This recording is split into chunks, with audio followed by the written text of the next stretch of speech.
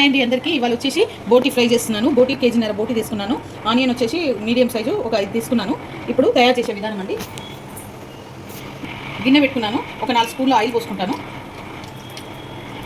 Okay అండి, oil వేటెక్కింది. ఇప్పుడు onion పచ్చిమిర్చి చేస్తున్నాను.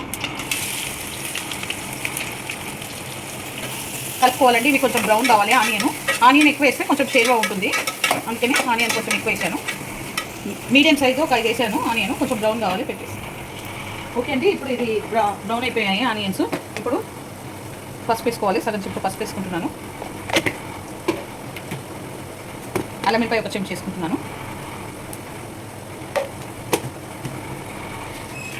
సాల్ట్ 2 చెంచాలు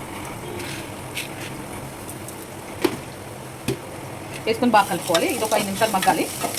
ఓకే అండి, ఇప్పుడు ఆనియన్ ఓకే అండి, ఆనియన్ బ్రౌన్ అయ్యాయి. ఇప్పుడు దీంట్లో బోటీ వేసుకుంటున్నాను. మంచిగా 2 సార్లు కలుపుతున్నాను. బోటీ మొత్తం వేసేసుకుంటున్నాను.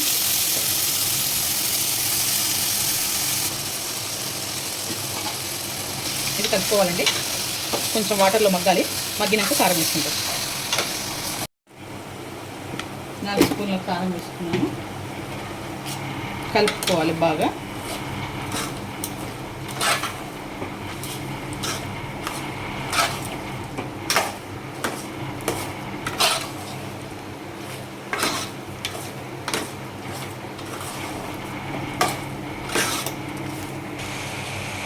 వాటర్ పోసుకోవాలండి. ఒక 1/2 గ్లాస్ వాటర్ పోసుకుంటున్నాను. పోసుకొని ఉడకనివ్వాలి. ఇలా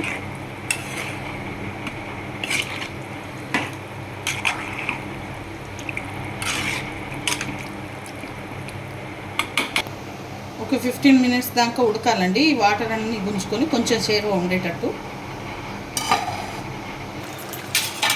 ఓకే అండి, ఇప్పుడు ఇది ఉడికిపోయింది. దీంట్లో ఒక చెంచా ధనియాల పొడి, ఒక చెంచా గరం మసాలా వేసుకుంటున్నాను. కొత్తిమీర ఒక కట్ట వేసుకొని ఒక 5 మినిట్స్ ఉంచాలి.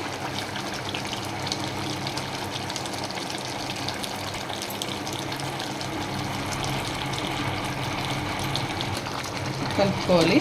ఒక 5 మినిట్స్ 10 మినిట్స్ ఉంచుకోవాలి. కొంచెం షేర్వ దగ్గరికి అయినాక బంద్ చేసుకోవాలి.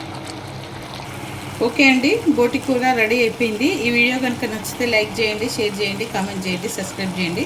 చాలా బాగుంటుంది. మీరు కూడా ట్రై చేయండి. రోటీలోకి కానీ, పూరీలోకి కానీ, చపాతీలోకి కానీ, అన్నంలో